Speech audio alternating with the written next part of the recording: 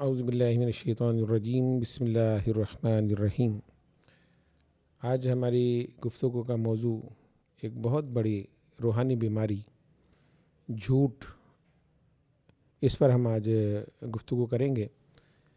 میرے بزرگوں اور دوستوں، جھوٹ تمام گناہوں کی جڑ ہے۔ جو شخص جھوٹ نہیں بولتا وہ اور گناہوں سے بھی پرہیز کرتا ہے، اور جس کو جھوٹ بولنے کی عادت ہو وہ ہر گناہ کرنے کے بعد کہتا ہے میں نے کچھ کیا ہی نہیں۔ جتنا جھوٹ بولتا چلا جاتا ہے اتنا زیادہ اس کے اندر وہ گرتا چلا جاتا ہے، ایک کنویں میں سمجھ لیں گرتا چلا جاتا ہے۔ پھر یہ جھوٹ کی عادت اتنی پختہ ہو جاتی ہے کہ بات بات پہ پھر جھوٹ بولا جاتا ہے۔ آج ہم اپنے معاشرے میں دیکھیں تو جھوٹ کو گناہ سمجھا ہی نہیں جاتا۔ آج اگر کوئی جھوٹ بول کر اپنا مال فروخت کر دیتا ہے تو اس کو اپنی سمجھداری سمجھتا ہے، چالاکی، کہ دیکھو میں نے کس چالاکی سے اپنے سودے کو بیچ دیا ہے، جبکہ قرآن و حدیث ہمیں جھوٹ بولنے سے منع کر رہی ہے۔ سرکار دو عالم صلی اللہ علیہ وسلم نے جس معاشرے میں آنکھ کھولی، جہاں پر آپ پلے بڑھے، بچپن آپ نے گزارا، عجیب معاشرہ کہ جہاں پر ہر برائی موجود تھی اور اس میں جھوٹ بھی تھا۔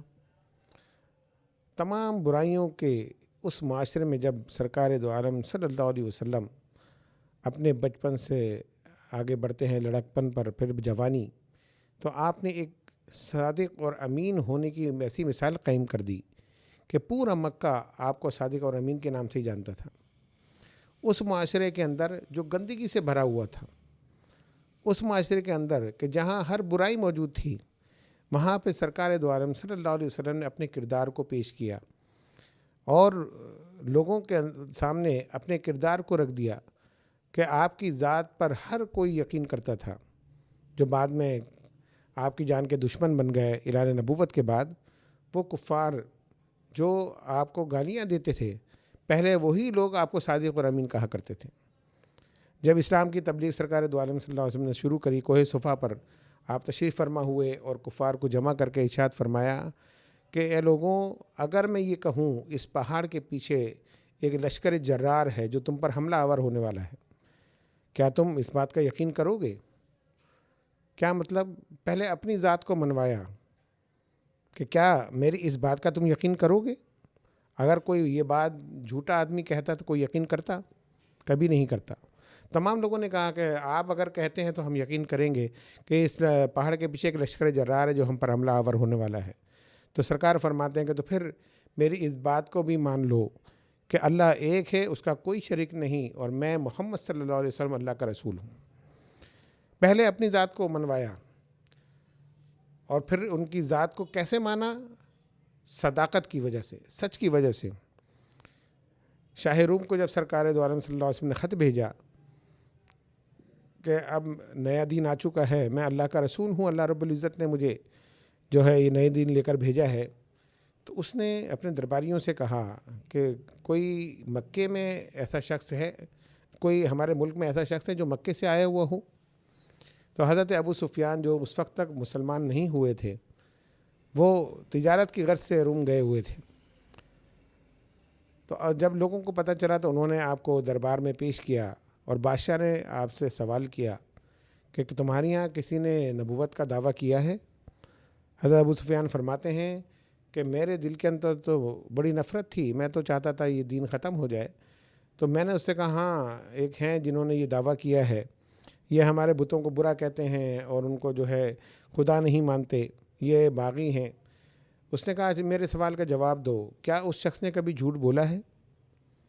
حضرت ابو سفیان فرماتے ہیں شدید دشمنی کے باوجود بھی میں یہ نہیں کہہ سکا کہ انہوں نے کبھی جھوٹ بولا ہے۔ کہا نہیں، انہوں نے کبھی جھوٹ تو نہیں بولا۔ بادشاہ خاموش ہو گیا۔ ابو سفیان کہتے ہیں کہ میں نے کہا کہ کیا نتیجہ نکلا؟ بادشاہ نے کہا جس شخص نے زندگی میں کبھی جھوٹ نہیں بولا ہو تو پھر یہ جھوٹ وہ کیسے بول سکتا ہے؟ یقیناً وہ سچ کہتا ہوگا۔ حضرت ابو سفیان جو اس وقت حالت کفر میں تھے، تو حقیقت یہ ہے کہ کردار کو ماننے والا اگر غیر ہو تو اصل کردار وہی ہوتا ہے۔ سرکار دو عالم صلی اللہ علیہ وسلم کی ذات کو آپ کے دشمن بھی مانتے تھے۔ ہجرت کے موقع پر انہی دشمنوں کی امانتیں آپ کے پاس موجود تھیں۔ حضرت علی کو اپنے بستر پر لٹا کر فرماتے ہیں، اے علی صبح اٹھنا اور ان کی امانتیں واپس دے کر آ جانا مدینے۔ اب اندازہ لگائیے آپ، اگر کوئی اور ہوتا تو کہتے یہ تو میرے جان کے دشمن ہیں، ان کا مال بھی ساتھ لے جاؤں، کون روکنے والا تھا؟ کوئی نہیں۔ لیکن سچ اور صداقت اور امانت کی جو ہے بات یہ تھی کہ اس رقم کا مالک میں نہیں ہوں بلکہ یہی کافر ہیں، چاہے یہ میری جان کے دشمن ہیں، لیکن میں نے صداقت اور امانت کا دامن چھوڑنا نہیں ہے۔ سرکار دو عالم صلی اللہ علیہ وسلم کی پہلی تبلیغ یہی تھی، لیکن افسوس اس بات کا ہے کہ ہم نے سیرت محمدی صلی اللہ علیہ وسلم کے اوپر عمل کرنا چھوڑ دیا، سرکار دو عالم صلی اللہ علیہ وسلم کی سیرت کو پڑھنا چھوڑ دیا اور ان چیزوں کے اندر ملوث ہو گئے۔ دنیا میں ملوث ہونے کے بعد جھوٹ کو اپنا لیا۔ یاد رکھیے، جھوٹ کبھی چھپتا نہیں، ایک جھوٹ کو نبھانے کے لیے پھر بندہ 70 جھوٹ بولتا ہے۔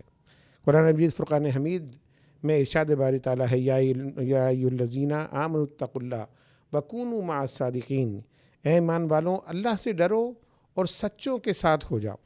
یہاں پر بھی ڈر کا بھی حکم دیا اور پھر سچوں کے ساتھ ہونے کا بھی حکم دیا کہ جب تم سچوں کے ساتھ ہو جاؤ گے تو پھر تم بھی سچ بولنے لگو گے۔ حضرت حسن بصری رضی اللہ تعالیٰ عنہ، ان کے پیچھے کچھ سپاہی تعاقب میں لگ گئے، پکڑنا چاہتے تھے۔ حضرت حسن بصری حضرت حبیب اجمی کے گھر میں داخل ہو گئے اور ایک کمرے میں جا کر چھپ گئے۔ پیچھے سے سپاہی بھی گھر میں داخل ہوئے اور حضرت حبیب اجمی سے پوچھتے ہیں کہ حسن بصری کو تم نے دیکھا ہے؟ آپ نے فرمایا ہاں، اندر کمرے میں ہیں۔ وہ سپاہی اندر داخل ہوئے، ڈھونڈتے رہے لیکن حضرت حسن بصری ان کو نہیں ملے۔ جب وہ سپاہی چلے گئے تو حضرت حسن بصری باہر تشریف لائے اور کہا، حبیب اجمی تم نے عجیب دوستی نبھائی ہے، تم نے بتا دیا میں اندر ہوں، تم نے سچ کہہ دیا کہ میں اندر ہوں، اگر وہ مجھے پکڑ لیتے۔ حضرت حبیب اجمی فرماتے ہیں، یہ میرے سچ کی ہی برکت تھی کہ وہ تجھے اندر کمرے میں بھی نہیں ڈھونڈ سکے۔ یہ سچ کی برکت ہے کہ جو تمہیں نہیں پا سکے، اگر میں جھوٹ بولتا تو شاید تم پھر بھی پکڑے چلے جاتے۔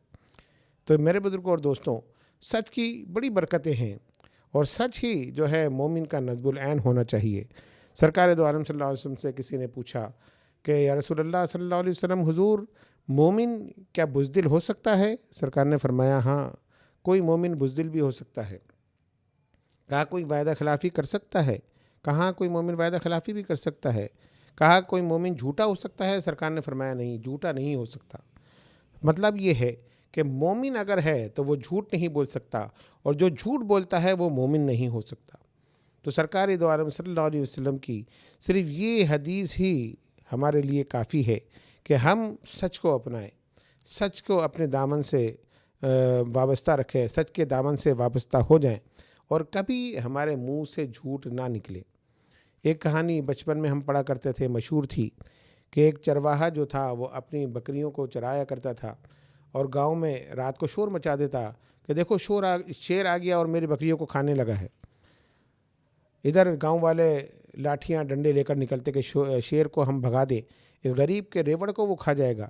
جب باہر نکلتے تو وہ ہنستا مسکراتا کہ دیکھو میں نے کیسا بیوقوف بنایا، شیر تو آیا ہی نہیں۔ ایک دو دفعہ جب اس نے یہ حرکت کری اور تیسری مرتبہ جب حقیقت میں شیر آ گیا اور وہ بڑا رویا، چلایا کہ دیکھو شیر آیا میرے ریوڑ کو کھا رہا ہے، گاؤں والوں نے سوچا یہ ابھی بھی جھوٹ بول رہا ہوگا، کوئی گاؤں سے نہیں نکلا، اور جب بعد میں لوگوں نے دیکھا تو اس کا ریوڑ برباد ہو چکا تھا، صرف اس کے جھوٹ کی وجہ سے۔ جھوٹ اتنا اس نے بولا کہ لوگوں نے سمجھ لیا کہ یہ جھوٹا ہے، اور جب یہ یقین ہو گیا کہ یہ شخص جھوٹا ہے تو پھر لوگوں نے اس کی بات کا یقین نہیں کیا۔ حقیقت میں وہ سچ بول رہا تھا اور شیر آ چکا تھا، پھر بھی لوگوں نے اس کا یقین نہیں کیا اور اس کا ریوڑ تباہ و برباد ہو گیا۔ آج ہم سوشل میڈیا پہ دیکھیں اور چینلز پہ دیکھیں تو مستقل جھوٹ بولا جا رہا ہے، کہیں جھوٹ بول کر کسی کی عزت کو تار تار کیا جا رہا ہے، کبھی افواہیں پھیلا کر لوگوں کو تکلیف دی جا رہی ہے، کہیں اپریل فول کے نام سے ہم اپریل فول مناتے ہیں اور بری خبر لوگوں تک پہنچاتے ہیں، جس کی وجہ سے کئی لوگوں کو ہارٹ اٹیک ہو جاتا ہے، کوئی صدمے سے بیمار ہو جاتا ہے، پھر بعد میں ہم خوش ہوتے ہیں دیکھو کیسا ہم نے بولا، جو کیسا ہم نے بیوقوف بنایا، اس نے ہماری بات کا یقین کر لیا، حالانکہ ایسا تو نہیں تھا۔ یہ معلوم نہیں کہ ہم نے کتنا بڑا گناہ کر دیا۔ آج ہم جھوٹ بولنے پر انعام دیتے ہیں، ایوارڈ دیتے ہیں۔ جھوٹی ایکٹنگ کرنے پر انعام دیتے ہیں، جھوٹ لکھنے پر انعام دیتے ہیں۔ یہ ڈرامے اور یہ فلمیں کیا ہیں؟ یہ سب جھوٹی کہانیاں ہیں۔ ان میں کام کرنے والوں کو ہم انعام و اکرام سے نوازتے ہیں۔ ان کے بہترین جھوٹ بولنے پر کہ آپ نے بہترین جھوٹ بولا ہے، یہ ایوارڈ کے آپ مستحق ہیں۔ جب ہم برائی کی اپریشیٹ کریں گے، جب ہم ان چیزوں کو سراہیں گے، تو معاشرے کے اندر یہ چیزیں پھر برائیاں پیدا نہیں کریں گی تو اور کیا ہوگا؟ جھوٹ جو ہے ہر گناہ کی جڑ ہے۔ اگر ہم نے جھوٹ بولنا چھوڑ دیا تو یقیناً ہماری زندگی صحیح مومن کی زندگی بن سکتی ہے۔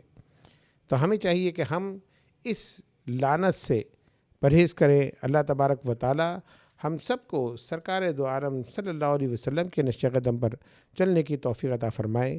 وما علینا الا البلاغ۔